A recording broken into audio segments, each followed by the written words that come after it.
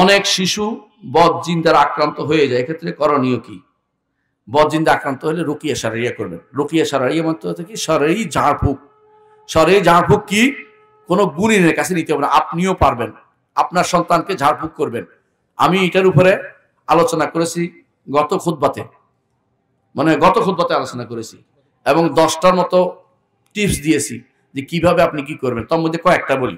1 নম্বর হচ্ছে অবশ্যই ফালাক, নাস, ইখলাস পড়বেন প্রতিদিন সকাল বিকাল, প্রতি সালাতের পরে পড়বেন এবং এগুলি দিয়া রাতের বেলা সন্তান পড়তে পারে না দেখে তাদেরকে এগুলি দিয়ে ফুঁক দিবেন, বুঝছেন তো? আর আপনি নিজেও সরাসরি ফু দিয়া লাগাবেন, হাদিসে আছে, রাতের শোয়ার আগে। আর কি করবেন? কোরআন তিলাওয়াত করবেন, সূরা বাকারা পড়বেন। যেখানে সূরা বাকারা পড়া শয়তান পালাতে থাকে, সূরা বাকারার শেষ 2 আয়াত পড়বেন রাতের বেলা এবং সব সময় যখনই এটা দেখবেন তখনই আউযু বিল্লাহি মিনাশ শাইতানির রাজিম বলবেন। এবং রাসূলুল্লাহ সাল্লাল্লাহু আলাইহি ওয়াসাল্লাম যেটা করতেন, হাসান হোসেনকে কি বলতেন?